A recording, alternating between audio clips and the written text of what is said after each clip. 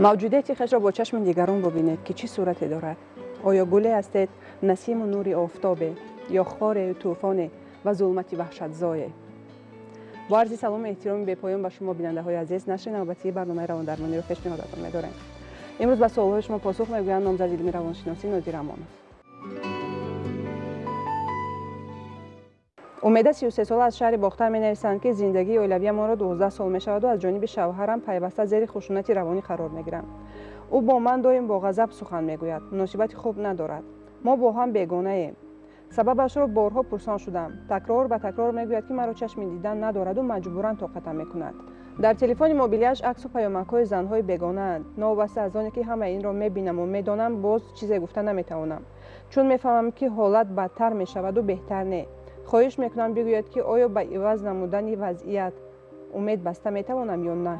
در واقع بسیار وقت مناسبت‌های شخصی از خود شخص وابسته‌اند. ما همه وقت فکر میکنیم که عیب در دیگران است، ما یا عیبی نداشته باشیم یا نقصانی نداشته باشیم، لیکن در اصل خیلی نیست. وقتی که چنین ضدیت می شود، پس عیب در هر دو طرف است. خیلی که میگویند در عرفیت آدم عیب خود را نبینه، عیبش در پشتش است و اگر این کس خوب تحلیل بکنه، شاید آهسته آهسته خودشون درک کنه خطاگی خودشون در چی است. و از آدم بسیار وابسته است که آدم اگر خواهد و اگر کوشش کند و اگر وی اون نقشه کشد و موافق نقشه خود درست عمل کرده رفتار کند، اونگاه میتواند مناسبتش با شوهرش تغییر دهد. برای این چیکار کردن در کار؟ پیش از همه این کس اول گفتم ممکن است که برای خود معین کند که اون زنی که به شوهرش معقول است چگونه خصلت ها را دارد و فهمد که مثلا اینا چطور فهمیدنش در کار. وی باید با صحبت شیرین از شوهرش پرسد که مثلا کدام خصلت ها را تو میخواستی در زن خود ببینی. شوهرش عادتا وقتی که طبعش خوش باشد نامبر هم میکند که وی باید این خیل باشد، وی باید این خیل باشد، خود نامبر کرده میتواند و این زن باید این رو چیزی ضروری حساب کرده در یک جا نایسته ماند یا در خاطر خود یک گفتم که جای تیاد من خوب میشد نایسته بماند که چگونه زن رو شوهرش دیدن میخواهد. بعد این رو عمیق کرده باید این زن کوشش کند که انمی خیل نقش رو بازی کند و انمی خیل گفته که خیلی شوهرش آرزو هوس دارد. یعنی شخص هر یک شخص یک ایدئال خودش دارد، یک آرزو هوس خودش دارد. وقتی که وی همون زن ایدئالی که شوهرش میخواهد همون شخص خودش این ایدئال رو بیان میکند، این زن به ایدئال او مانند شدن میخواهد، مثل همون ایدئالی که میخواهد شوهرش گفتار میکند، رفتار میکند، عمل میکند، همه کارش را که میکند آهسته آهسته آهسته به دل شوهر خود جا می شود. این یک پرابلم بسیار مهم است. بعد پرابلم مهم دیگر در اینجا خیلی که سوال میتونن در اون است که از تلفن شوهرش گویا هر گونه معلومات ها رو میگیرد و این معلومات است که پس رشک میکند. لیکن باید این زن فهمد که همه آدم یک کمبودی یگون نارسایی دارند. آدم بی عیب نیست در روی عالم. همه انسان یک عیبی داره، یک نقصانی دارند. لیکن ما به هر یک عیب ناچیزی و یا دیگری و اعتبار داده ما این را سرچشمه نیزا و همین مناقشه و بعد مناسبت های ویرانشایی مناسبت در عائله کردن گیریم، انیق عائله بعد پاش میخورد. ما باید بعضا گفتم ممکن است که در همین برای که عائله ما مستحکم شود و عائله ما پاش نخورد، ما باید خصلتی باید دیگر گذشت کردن ها را داشته باشیم. همه انسان چی زن چی مرد باید کمبودی که در همسر خود میبیند بعضا گذشته کند، چون که خیلی که باز تکرار میکنم آدمی بی عیب نمیشود. همه آدم یک نقصانی دارد و ما باید کمتر گذشته کنیم. توسط گذشت کردن و باز میلی سخنهای مثلا بجا گفتن، رفتاری بجا کردن، عملی بجا کردن، ما میتونیم از نو مناسبت‌های دوستانه نزدیکی خوب رو در عائله برپا کنیم که این باعث مستحکمی عائله میشه. متاسفانه امروز باعث تاسف است که کم نیستن عائله هایی که جفت هایی که یکدیگر را طاقت میکنن به خاطر سخن مردم، به خاطر آبرو و اعتبار، هرچند که زیر یک بام زندگانی میکنن، زندگانی اصلا همزیستی میکنن به خاطر کسی یا به خاطر چیزی که این بسیار بد است. بله البته این مهم است. اصلا زنها به خاطر فرزند بسیارتر، به خاطر بخت بسیارتر و بارزترند تو اینکه عائله را نگاه دارند. لیکن گپ در سر اون که خواهش یک است، لیکن عمل شاید خطا باشد. نیت و خواهش میتواند که درست باشد که عائله نمیخواد پاش بخورد، لیکن بعضی آدم ها در عوض اونی که در همین خواهش کردی با همین مقصدی که عائله پاش نخورد، باید مثلا این خیلی رفتار و گفتار کند و آدم نفهمیده خودش گفتار رفتاری خطا کردنش ممکن است که این گفتار خطا باعث برعکس ضدیت بهتر کردن ناقشه و پشتخوری عائله را باز زیادتر کردنش امکان دارد. چرا با گذشتن مدت بین زن و شوهر مثلا حسیات ها عوض میشن؟ مثلا محبت در اول محبت است، عشق است، صمیمیت است، یک دو جنس مقابل است، مثلا مرد از زن است، ولی بعد از چند سال زندگی یک جای آنها این مناسبت ها تبدیل می‌یابند به مناسبت های خویشتباری. دیگر مرد زن با همدیگر خویشتبار میشوند. بله، اصلا ما باید یک چیز را به نوبت گیریم. وقتی که آدمان جفت دو جوان، نوجوان و جوانان وقتی عائله برپا میکنند، آنها در زیر طلبات معین عائله دار میشوند. بعدی که عائله برپا کردن میبینند که در زندگی بغیر این طلبات باز طلبات های دیگری هست که چونکه عائله در زیر تاثیر هر خیل عامل های گوناگون میشود. عامل اقتصادی میشود، عامل اجتماعی میشود، عامل های باز مناسبت های بین گفتم ممکن است اعضایان عائله، مثلا مناسبت با همسر، مناسبت با خوشتامن، مناسبت با خسر، باز با دیگر برادر و خواهران همسر، دیگر طلبات های گوناگون، عامل های گوناگون تاثیر میکند که انسان باید در اینجا بینابد نه فقط خودش رو شوهرش رو نگیرد، باز طلبات های دیگر، عامل های دیگری که تاثیر میکند، همه این مشکل ها رو باید بنابرای حل کند. بنابراین بعضی این مشکل چون زورتر و پرقوتتر هستند که این عامل اساسی که مهر محبت به دیگر داشتن، این زیری گفتم ممکن است که تاثیر آنها مدت قریب گفتم که ناچیز می شود.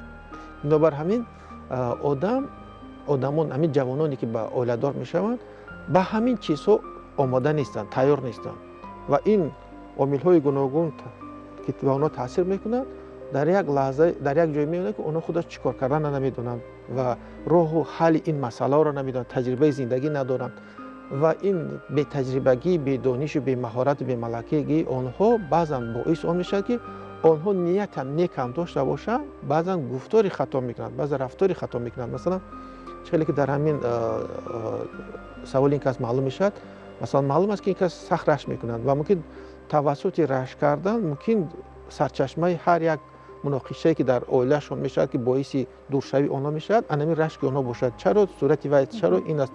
لیکن اگر سخت‌تر تحلیل کرده برید، شاید میگه همکار دارن، رفیق دارن، دیگر چیزها دارن که به این هم میشود. آخر آدم یک بار زندگی را برای عائله شده بریده پرته نمیتوند که با زندگی طرفای گوناگون دارد. بغیر عائله آدم جای کار دارد، مناسبت‌های خویشتباری دارد، دوستی دارد، رفیقی دارد، دیگر همه اونها را یک بار بریدن در کار نیست و ضرورت هم نیست. و اگر که تحلیل کنیم در زندگی همه اونها برای که باز آدم به آرزو هوس خود برسد، اون رابطه ها ضرور هستند. انا خیلی هر گونه لحظه های زندگی روی میتید که در عائله های جوان که آنها در این حالت چخیل عمل کردن خود را نمیدانند و چخیل رفتار و گفتار کردنش را نمیدانند. اکنون خوب میشد که در انمیج اگر در جامعه ما امروز اگر شماره پسیخولوگ و روانشناسان زیاد می بودند و آنها هر زمان از پسیخولوگ رفته مصلحت و مشورت می گرفتند، بسیار خوب میشد. چخیلی که در خارجه، مثلا من یک بار در اسپانیا بودم، هر سری قدم خانه مصلحت روانشناسی است. آنها شماره زیادی آدما به اونجا میرن و هر یک حالت روانی، مناسبت های بین شخصی، عائله خود، دیگر کاری خود را آنها اونجا وارد شده، از اونجا مصلحت میگیرن میبرن که این چیز بسیار برای همین مستحکمی عائله امروزه تاجیکستان ما بسیار ضرور است. و اکثر آن عائله ها روانشناسان خود را دارند، بسیارشون. و حتی مثلا چخیلی که شما گفتید، ما در این مسئله بسیار یک حادثه عجیب رو مشاهده کردیم که مثلا از همه فاکولتت سرشمار در اسپانیا پرسیدیم، از همه سرشمار این فاکولتت حقوقشناسی بود، این دکتری بود، طبی بود و بعد از آن اقتصادی بود و بعد چهارمش روانشناسی بود. ما حیران شدیم که چرا اینقدر روانشناسی بسیار است، اینقدر شماره. اونا گفتن که چرا؟ چون که هر یک نفری با مثلا آدمی که مثلا یک درآمد خوب دارد در مملکت ما و حقوقشناسی خودش دارد و دکتری خودش دارد و اقتصادی خودش دارد و او روانشناس خودش دارد. بنابر همین این خیلی شماره آدما که بسیارند و این خیلی کارگران که در کار که هستند، اینقدر мутахассисони ҳамин соҳа зарур ҳам ҳастанд. лекин дигар иқтисодҳо, дигар факултетҳо бисёр камшумор буданд. лекин дар Тоҷикистон мо афсӯс ки ин хел ҳодиса дида мешавад. Дар Тоҷикистон мо чӣ хеле ки имрӯз мебинем шумораи равоншиносо ангушумор ҳастанд ва одамоне ки ниёз доранд ҳатто намедонанд ба куҷо муроҷиат кунанд. онҳо тасодуфан ҳатто баъзан аз рӯи зарурат ба ҳамсояи худ муроҷиат мекунанд ки шояд он ҳамсоя донишҳои кофӣ надорад, ба ҷои маслиҳати хуб додан ки масъала ҳал шавад, баръакс метавонад чунон гуфторе кунад ки сарчашмаи пошхӯрии оила шавад. афсӯс ки мо ҳозир ҳамин хел шумораи равоншиносои зиёдро тайёр накарда истодем ва ҳамин хел равоншиносои баховат дар ҷомеаи мо кам ҳастанд ки ба мардум маслиҳату машваратҳои хуб диҳанд то ин ки зиндагии онҳо беҳтару хубтар шавад. воқеан асри 21 асри эмоч, асри ҳиссиётҳо аст ва мушкилотҳои вобаста ба оилаҳо, махсусан оилаҳои новбунёд хеле зиёданд. камол аз ноҳияи Тоҷикобод менависанд ки аз мардуми ин замона бадам меояд. То корашон наафтад, суроғат намекунанду ҳол намепурсандад. чаро инсонҳо нисбати ҳамдигар чунин бетафовут шудаанд? аслан мо бояд як чизро ба ина бад бигирем. вақте ки талабот бошад одам фаъол мешавад. вақте одам талабот надошта бошад фаъол намешавад. яъне сарчашмаи фаъолии инсон талаботи ӯ аст ва ин кас дуруст қайд мекунад. вақте ки мо ба каси зарур ҳастем, дар онҳо талабот пайдо мешавад ба мо ва баъд онҳо ба мо фаъол шуда назди мо меоянд. вақте мо ба каси дар кор нестем, онҳо фаъол намешаванд, онҳо пеши мо омадан ҳатто хоҳиш намекунанд. бинобар ҳамин ин кас бояд як чизро дарк кунад. инсон дар зиндагӣ бояд кӯшиш кунад ки чунон гуфтору рафтор амал кунад ки ба ҳама дар кор бошад. яъне хубии ӯ, меҳнати ӯ, кори ӯ ба ҳама бояд расад. вақте мо хизмати мо, меҳнати мо, кори мо, фаъолияти мо ба ҳама як ёрӣ як фоидае мерасонад, одамо ба мо муроҷиат мекунанд. ва вақте ки инсон мефаҳмад ки касе ба ӯ муроҷиат намекунад, бояд одам айбро дар дигарон набинад, айбро дар худ бинад ки пас ӯ ба касе дар айни замон кӯмаке, ёрие, хубие карда наметавонад. бинобар ҳамин масалан дар ин бобат як мисол оварда метавонам. духтуре ки ба назди вай хоҳишмандон кам меоянд, вай бояд аз одамон хафа нашавад, ӯ бояд аз худ хафа шавад ки пас духтури хубе нест ки одамон ба ӯ муҳтоҷӣ пайдо кунанд, наздаш биёянд. ана ҳар як инсон ҳамин хел аст. ҳама инсон бояд дар зиндагӣ чунон гуфтор, чунон рафтор, чунон амал кунад ки ҳама ба ӯ ниёз дошта бошанд. яъне ба дигаро пас вақте одам дасти ёрӣ дароз мекунад ё ки чизе надошта бошад, ақаллан сухани ширин дорад, ақаллан як муносибати хуб дорад, гуфтор амали хуб дорад, як кори хубе дорад ки мушкили дигарро ҳал карда метавонад, одамон ҳам ба назди вай бисёртар муроҷиат мекунанд. вақте ки одам касе ба як хубӣ, як некӣ, як гуфтори хуб, як рафтори хуб, як амали хуб карда наметавонад, ба ӯ муроҷиат кам мекунанд ва ӯ ҳамин хел гуфтан мумкин аст ки фикр мекунад ки ба касе лозим нест. марди 48 сола аз шаҳри Душанбе менависанд ки ҳарчанд ки 10 нафар фарзанд дорам, синам ба ҷое расидааст, вале эҳсоси тарс маро тарк намекунад. ин ҳолат то дараҷае расидааст ки ҳатто аз хона ба берун баромада наметавонам. маҳз тарс дар вуҷудам бемориҳои гуногунро ба бор овардааст. солҳои тӯлонист ки ба табибон муроҷиат мекунам, аммо шифо намеёбам. шояд шумо мушкиламро осон карда тавонед. аслан дуруст мегӯям, ҳамин хелам ҳаст. баъзан ҳамин тарс вақте ки одам як бор сахт метарсад аз чизе, дар қалби ӯ ҷой мешавад ва ӯ ҳаминро ки бароварда наметавонад, ин як зарбаи рӯҳӣ ҳаст аст ки гуфтан мумкин аст ки дар қалб истодааст ва ӯ дуру дароз вақте ки месояд вай ҷойгир мешавад, мустаҳкам мешавад ва вай ба хислати одам табдил меёбад. тарсончакӣ, хислати тарсончакӣ ба одам хос мешавад. ва албатта ин кас агар ки барвақттар масалан дар ин кӯшиш мекарданд ки ӯро масалан тарсро баровардан, осонтар буд. ва боз ҳамин масъала боз бармегардад ба ҳамун саволи аввала ки агар шумораи равоншиносон дар Тоҷикистон бисёр мебуданду ин кас ба равоншиносон муроҷиат мекарданд, равоншиносон ба онҳо сари вақт маслиҳату машварат дод, ба осонӣ инро баровардан мумкин буд. лекин ҳозирам албатта дер нашудааст. ҳама корро кардан мумкин аст. асосаш ки одам бояд хоҳиш дошта бошад ва кӯшиш кунад. албатта ба психологҳо бояд, равоншиносон бояд ин кас муроҷиат кунад. бо маслиҳату машварати мутахассисон албатта ин корро кардан мумкин аст. ҳама кор мешавад агар одам хоҳиш дошта бошад ва кӯшиш кунад. درست قید کردید که همه چی سری وقت خود رو دارد، مثلا سری وقت باید توابت شود، سدی راهش گرفته شود و گفتید که روانشناسان کم بودند. روانشناسان هم کم بودند ولی مردم نمیدانست که روانشناس کیست و چی وظیفه را اجرا میکنند. اکثرا نمیدانستند و تا امروزها میپرسند که روانشناسان آیا طبیب هستند و یا دکتر هستند، چی طبابت میکنند، کدام عضو رو طبابت میکنند. درست است. در حقیقت ما حتی حاضر هم کار کرده شده بسیار به ما مراجعت میکنند، خودشون به همین که سوال میکنند که مثلا دکتر بدن ما را طبابت میکند، لیکن شما چرا طلب میکنید؟ میگه ما باید روانشناسان روان انسان، یعنی قلب انسان، فکر اندیشه انسان را طبابت میکنند که بعضا اگر تحلیل کنیم روان انسان گفتم میکنه حکم فرمای جسم انسان است و در خارجه بسیارتر از شماره دکتران روانشناسان بسیارترند، چون که 70% همه کسلی ها از روان انسان از هر گونه حادثه های ناخوش حالت بد روحی سر میشود. وقتی حالت روحی رو به سری وقت پیشگیری میکنیم به کسلی جسمی بدن انسان تبدیل نمیبود.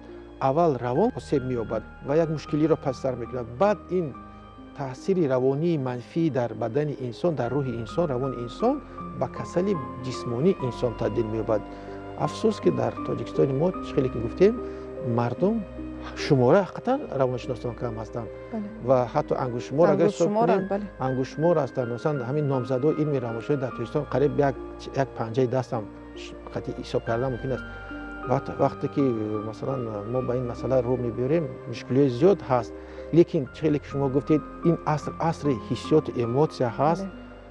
ما دیده ایستادیم چقدر مثلا نیاز به روانشناسان زیاد شد، چون که شماره اخبارات گوناگون این تکنولوژی حاضر زمان یک بار به مردم تاثیر زیاد رسانده، حالت ایموشنالی، حالت روانی انسان را پیش از همه بی‌ضابطه کرده است و برای این البته شماره زیاد روانشناسان در کار است که ما توانیم که به مردم یاری خود را رسانیم. اکثر اون مشکلات که امروز ما رو برو میشویم مشکلات مشکلات روانی اند، بعداً اقتصادی و طبی و دیگر. بله. جهان می نویسند که کودک هم 4 سال دارد. او از نزد تلویزیون دور نمی شود. شب و روز کارش تماشای فیلم های تصویری است. کم حرکت می کند. خوردن به خاطرش هم نمی آید. این حالش خواطر می کند. ما چیکار کنیم؟ این کس درست بانگ خطر زده ایستادن.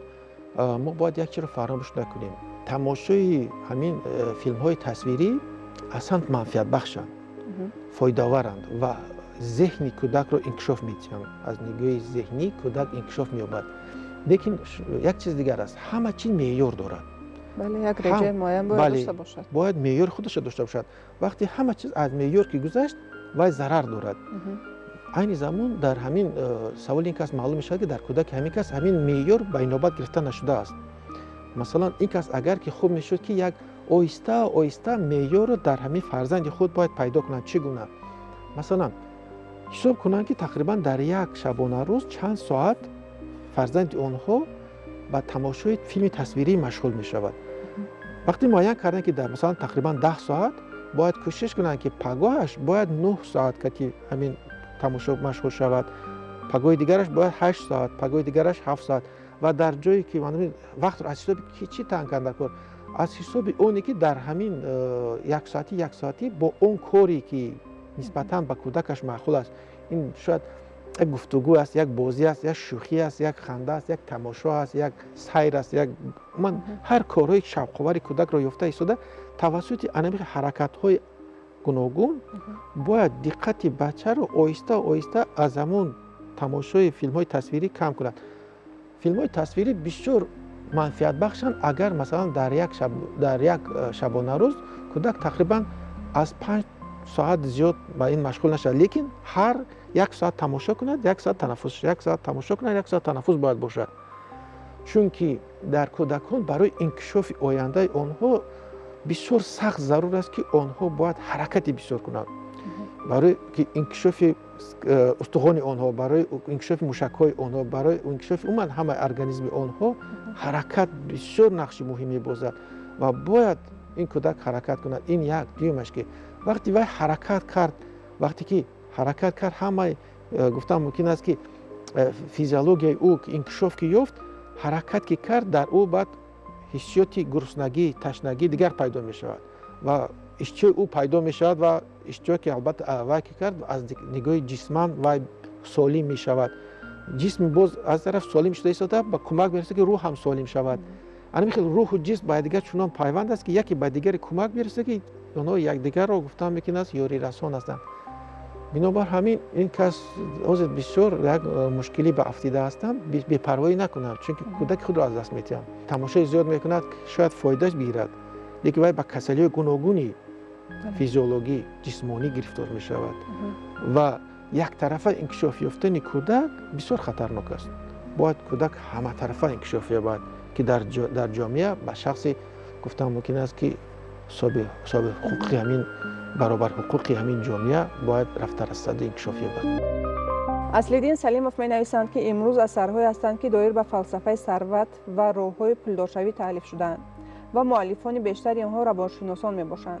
از جمله اثرهای من و پول و یا دوم باگاتل ناپلئون هیل. آیا این اثرها بر روان و شعور جمعیتی منفعت دارند؟ بله، همه چیز ما باید بگیم که دو طرف دارد. طرفی مثبت دارد و طرفی منفی دارد. البته این اثرها طرف مثبت دارند، یک در دل آدم یک امید به آینده درخشان جا میکنند. خیلی که میگن در دل آدم یک آرزوهای پیدا می شود. انسان رو به حرکت می درآورد. بله. محرک هم آرزو هم ضرور است. آرزو میگن که زندگی به آرزو شیرین نبود. زندگی رو آرزو شیرین نبود. برای که آدم پاسیو رو فعال کنیم این گونه اثرها ضرور هستند. هر یک انسان باید این را داند درک کند که از او وابستگی زیاد دارد که اگر که چنین رفتار و گفتار عمل کند او صاحب آرزو هوس‌های خود به مثلا نائل می شود، به اون درجه آرزو هوس دارد رفته برسته می تواند. این طرف مثبتشان است. لیکن اگر که ما 100% به آنها اگر ما تکیه کنیم و از آنها قدم بیرون نمانیم باز خطا میکنیم، چون که این اثرها در یک جامعه مشخص همون دوره و همون زمان و جای و مکان نوشته شدند و به همون محیط بسیار موافقت میکنند، نه با محیط ما. بنابر همین انسان باید این اثر رو خوانده ایستاده گفتم ممکن است این ایده این فکر عقیده ها رو باید با این عالم ما، با این طبیعت ما، با این زندگی ما باید گفتم که کوچاند که تا کدام اندازه در زندگی ما آنها چه هستند موافقت میکنند. چون که همه مملکت و همه دور و زمان و خلق و یا کشورها طلبات و طرز زندگی خودشون دارد. در ما البته فرق کننده هم هست. بنابر همین آدم باید با شعورانه اون ایده ها را گرفته ایستاده در زندگی امروزه خود آنها را چیکار کند تطبیق کند باید.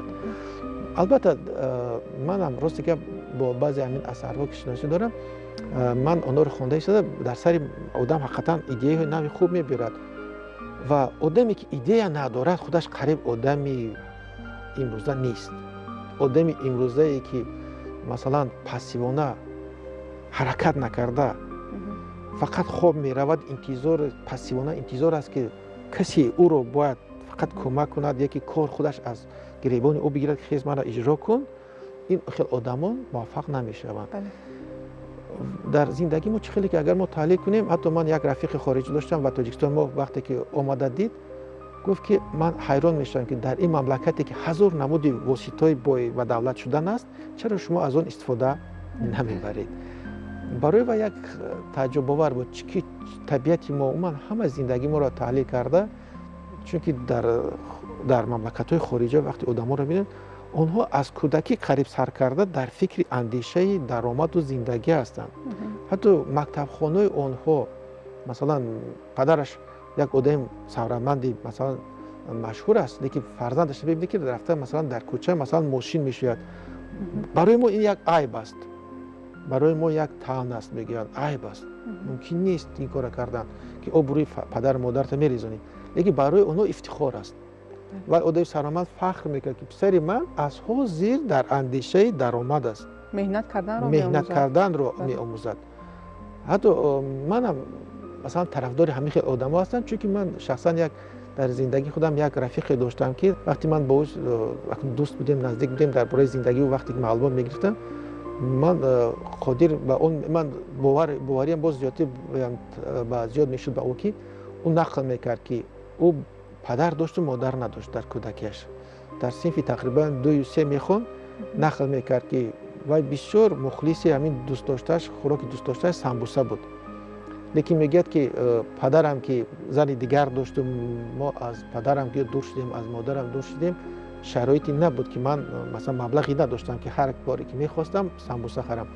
лекин ба хотире ки самбусаро дӯст медорам, мегӯяд ки барои муваффақ шавам, ман аз синфи 2-3 сар карда дар назди як самбусапаз мегӯяд рафта ҳамин хел оҳиста оҳиста худамро ворид кардам. Аввал ба пиёзпӯскунӣ, баъд ба пиёзтозакунӣ, баъд ба пиёзрезакунӣ, баъд оҳиста оҳиста шогирд шудаму ва ҳар боре чӣ қадаре ки мехостам самбуса мехӯрдам. ана мехел аз синфи 2-3 сар карда ӯ оҳиста оҳиста дар худ чунин хислатҳои кор кардану пул ёфтанро ташаккул дода буд ки имрӯзҳо ӯ яке аз гуфтан мекунад ки одамони ҳамин сарнамади Тоҷикистон шудааст. ман ҳар бор ҳамунро ба хотирам ки ана мехел одамо дар зиндагӣ муваффақ мешавад. одам бояд ин хел фикру андешаҳоро аз дигарон гирифта истода дар зиндагии худ татбиқ карда, дар шароити худ татбиқ карда, баъд он дорову сарватманд шуда метавонад ки чаро мо аз ин хел фикру андешаҳои хуб истифода набарем. мо бояд аз ин огоҳ бошем, мо бояд пассив набошем, мо бояд фаъол бошем, мо бояд кӯшиш кунем, мубориза барем. ҳама чиз мешавад агар инсон хоҳаду кӯшиш кунаду мубориза барад. воқеан ҳам барои ба муваффақият расидан бояд он зинапояҳое ҳаст, масалан он корҳое ҳаст, амалҳое ҳаст ки иҷро кунем, вале аксари мардуми мо, масалан аксари ҷавонон намехоҳанд ин зинапояҳоро якто масалан тай кунанд, паси сар кунанд. як бора ҳамашон мехоҳанд сарватманд бошанд, пул дошта бошанд, вале меҳнат кардан намехоҳанд, дӯст намедоранд. карим давлатов менависанд ки ман орзу мекунам, аммо оқибати расидан ба орзу маро ба тааҷҷуб намеорад. инчунин ба касе бовар надорам. мафҳуми дӯст бароям бегона аст. гарчанде ки дигарон мехоҳанд бо ман дӯстӣ кунанд, аммо хислати манфиатпарастонаи бархи нафарон ба хотирам мерасаду худамро аз онҳо канор мегирам. дар худ бисёр кӯшиши дарёфти воқеиятро мекунам. аслан бояд бигем ки ҳар як инсон дар зиндагӣ як андешаи худаша дорад, як фикру ақидаи худаша дорад. лекин ҳаёт исбот мекунад ки одамоне ки айни замон доранда ҳастанд, муваффақ ҳастанд, онҳо фикр мекунанд ки ба онҳо касе дар кор нест. фақат онҳо худашон метавонанд ки худашон, фикри худашон, кори худашон ва ба ҳама холҳои баланди орзу ҳаваси худ бирасанд. ба онҳо дӯсте ёки хешу таборе ёки одами дигар дар кор нест. ин хел фикр андешаҳо дар айёми тақрибан аз ҷавонӣ то як давраи камолот мерасад. тақрибан аз 20 то тақрибан 60 солагӣ аст. ана мехел давра вақте ки одам қувваи зиёди, нерӯи зиёди ҷисмонӣ ва рӯҳӣ дорад. лекин то 20 инсон ниёз ба дӯст дорад, ба атрофиён дорад ва баъди 60 ҳам одам боз ана мехел ниёзаш ба дӯсту ба хешу табори дигар зиёд мешавад. чунки то 20 одам боз аз нигоҳи ҷисмонӣ аз дигар одам мондаву хаставу гуфтан беқуввату вай аст, муҳтоҷ ба дигарон аст ва ана ҳамин ҳолати пасти нерӯи баланди ҷисмониву рӯҳӣ боз баъди 60 одамро фаро мегирад ки одам баъд боз ниёз ба дӯст пайдо мекунаду ба ҳамин хешу табор. ва афсӯс ки ана ҳамин чизро вақте мо ба инобат намегирем, бисёри одамон дар зиндагӣ хатогӣ ба роҳ метиҳанд. масалан бисёр мардони ёки ҳамин одамоне дида мешаванд ки дар ҳамин айёми 20 солагӣ то 60 солагӣ ки як нерӯи зиёди ҷисмониву равонӣ доранд, онҳо ба касе ё меҳру муҳаббатам баъзан надоранд, дӯстӣ надоранд, фақат дар фикри андешаи худашон ҳастанд. баъд масалан онҳо оила барпо мекунанд, оилашонро масалан партофта ҷудо мешаванд, фикри масалан нигоҳбини фарзандон намешаванд. вақте ки 60 ки рафтанду вақте ки боз масалан нерӯи равонию ҷисмонишон кам ки шуд, муҳтоҷ ба фарзанд пайдо мекунанд, баъд мебинанд ки ягон фарзанде онҳоро иҳота накардааст. алакун онҳо муҳтоҷ ба чӣ мешаванд? дастгирии ғамхории фарзандону хешу таборону дӯстон мешаванд. баъд мефаҳмад ки касе ӯро масалан иҳота накардааст. бинобар ҳамин одам бояд дар ин ҷо чӣ хеле ки як насиҳат ҳаст ки мегӯяд ки як нақл ҳаст ки мегӯяд ки як кас ҳар рӯз 3 та нон мехарид, мепурсиданд чаро 3 та мехарӣ? ва мегӯяд ки якташро қарз метиҳам, якташро мехӯрам, якташро масалан қарзама меспорам. ана ҳамин нақл барои ҳамин аст ки яъне ба якташа масалан ба хотире ки як вақто қарза метиҳам, чунки дар кӯдакӣ ки ба ман хубӣ карду, манро ба воя расонд, ба 20 солагӣ расонд, ман ба онҳо метиҳам. якта дигараш хай имрӯз мехӯрам, якта дигараш барои фарзандон метиҳам ки баъди 60 солагӣ вақте ман хору зор шудам ва ниёз ба кӯмак дигарон шудам, فرزندانم باید این خوبی من را به اینابت گرفته در سر پیری من خورشوی نمونند. بنابر همین زندگی رو ما باید یک تحلیل کنیم، یک فلسفه خودش دارد. ما اگر فلسفه زندگی رو درست تحلیل نکنیم، الان خیلی خطاگی که بسیار کلان سالانی که در ایام پیری بعد شکایت میکنن که فرزندان منو پرتوفتم، اگر یک بار تحلیل کنیم سبب در اون است که آنها خودشون در وقتی ایام جوانی و ایام کمالات خود فرزندان خود رو به طور باید شاید تربیه و گفتن میکنه است که به باید نرساندن و در دل آنها مهری خود را جا نکردن. بنابر همین هم بزرگان میگن که از مکافات عمل غافل مشو، گندم ز گندم بیروید جو ز جو. نیکی کردی، خوبی کردی، دوستی کردی، به دیگران کمک رسوندی، در سر پیری این چیز برمیگردد. لیکن که با کسی دوستی نکردی، با کسی خویشی نکردی، با کسی دست یاری دراز نکردی، بعد 60 سالگی که نیاز به محتاج به یاری میشوی، کسی به تو هم دستگیری نمیکنه. پدر و مادران امروز باید درک کنند که فرزندان سرمایه برای آینده آنها. بله. و درست باید سرمایه گذاری کنند. چطوری که در کودکیش پدر و مادر او را با یک مهر محمد نوازش کرد، انسان وظیفه دار است که در ایام از 20 سالگی تا 60 سالگی باید انمیخ فرزندان خود را قرضدار است، وظیفه دار است. حتی نه اینکه فرزندش، باید برادران، خواهرانش، پدر و مادرش، همه خویشتبارش باید چنان نگاه بین کرده وای کند که گفتم میکنه آنها را قرضدار کند که وقتی که بعد 60 که شد و نیاز به دیگران پیدا کرد، او را آنها بالای دست گردانند که در سر پیری خار نشود. در پایان برنامه به بیننده های ما چه توصیه می‌دهید؟ من میخواستم به بیننده های امروزه میخواستم با یک سخنی ابا عبدالله رودکی مراجعت کنم که رودکی در وقتش گفته بودند که این جهان را نگر با چشم خیرت، نه بدان چشمی که اندر نگری، همچو دریاست و از نکوکاری کشتی احساس تا بدان گذری. من باز تکرار به تکرار به این چیز مراجعت کردم، میخوام بگم که حقیقتا امروز ما باید نکوکار باشیم، نیکبین و نکوکار باشیم تا اینکه نیکی ما دیگران را نیک کند و دنیای ما نیک شود. آن که برای خوش بودن به دنبال اسباب و وسایل میگردد هنوز معنای خوشی را نمیداند. امروز به سوالهای شما پاسخ گفتند نامزد علمی روانشناسی ناظر امانوف. بیننده های عزیز خاطررسان میکنیم که برنامه روان درمانی برنامه خود شما است و شما میتوانید سوال پیشنهادهای خود را با عنوان برنامه روان نمایید. به همه سوالهای شما روانشناسان ما حتما پاسخ میگویند. خود و نزدیکانتان را احتیاط نمایید. تا دیدار بعدی سلامت باشید.